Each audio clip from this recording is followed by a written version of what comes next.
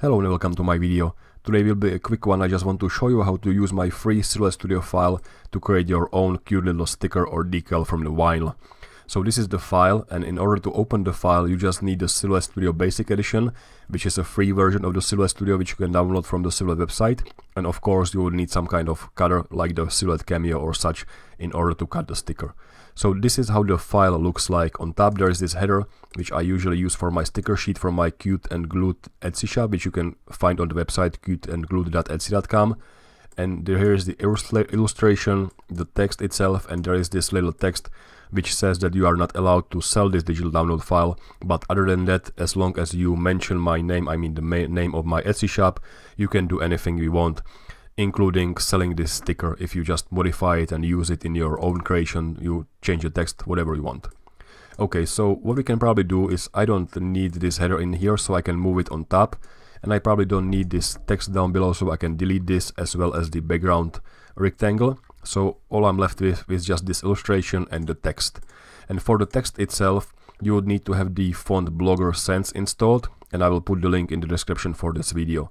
So if you want to change this text, which I believe you want, you just have to double click this and type in your own name. And usually if you make this all caps, it will be easier to cut, so let's do it like this. Then what I would like to do is I would like to select both the illustration and the text below just by dragging the selection rectangle and selecting object group. And the advantage of grouping objects is now I can see the size of the final sticker. So what I can do is I can open the transformation pane, and in the size I can see the width and the height. And for me it's showing me in millimeters, but of course yours will most likely show inches. The important thing is to click this icon to make sure that the aspect ratio is locked, so if you change one thing, the other will change as well. So let's say I want to maybe make this in the width of maybe 8 centimeters like so. So I'll hit apply and I'm perfectly fine. So the next thing is to make sure that your sticker sheet or your vinyl is the size of your paper in the Silhouette Studio. So let me jump to the page setup panel, and in the page setup it's important to set the size to be the size which you will feed into the Silhouette machine. So let's say you've already pre-cut your vinyl to be the size of a letter, so let's just keep it to letter, but maybe you have a different size, so you want to make sure that the width and height of your vinyl is same as in here. So maybe I want to use this space a little bit more, maybe I want to make more stickers at once. So what I can do is I can jump to the replicate panel and I can just click this fill page button, which will try to automatically fill the page with all the stickers. And as you can see, it decided that it will probably fit 4 of them like so, and I'm pretty happy with the result. So there is not much else what you can do inside here in this design tab, in this design section of the Silhouette Studio, because the color of the sticker doesn't matter that much, because you will be of course using the color of your vinyl. The one thing which is being set in here is the page background color, and I'm using a simple trick. Inside the page setup panel I'm actually using the grid, so if I jump to the grid settings, you can see that the grid is enabled, and by default of course it shows lines like this. But if I keep decreasing the spacing between the lines of the grid, at some point, if I jump even lower, at some point they will be so close that they will form this background color.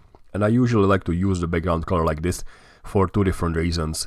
One reason is if I would have some floating white element around, I can easily spot this on the page. And the second reason is, even if I have this grid enabled like so, it will never be printed. I mean, we will not be printing those stickers because we will be cutting those from the vinyl, but if I would be printing stickers, I can still use this page grid color in order to display the background color, and it will not affect my print.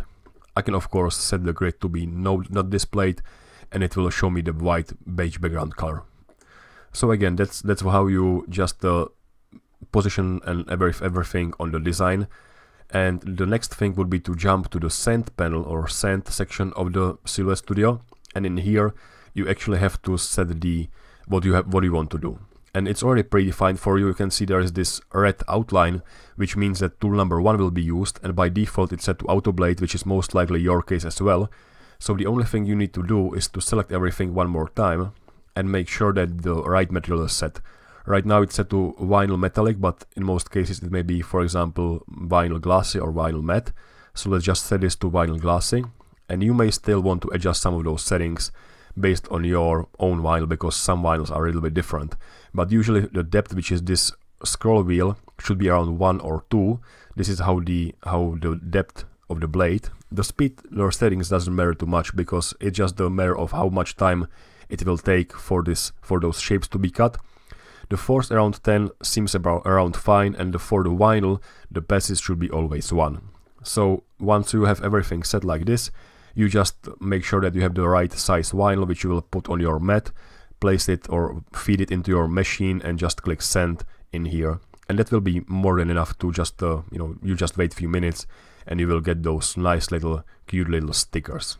So that's it. That's how you used my free sticker Silhouette Studio file to create your own decals. And even in here, when it's grouped, I believe you can still change the name. No, you can't. You have to actually ungroup it. So you can select Object Ungroup. Let me just ungroup those. Maybe you want to create, multiple stickers, but with different names. So let's set this name 2. This should be name 3 and name 4. Of course, you will use different names. Let's just not move it. Name 4. And as you can see, if I jump to the send pane, everything is still set correctly. So if I zoom in, the text will be cut perfectly. So that's it. That's all for today. Thank you for watching, and I hope to see you next time. Bye.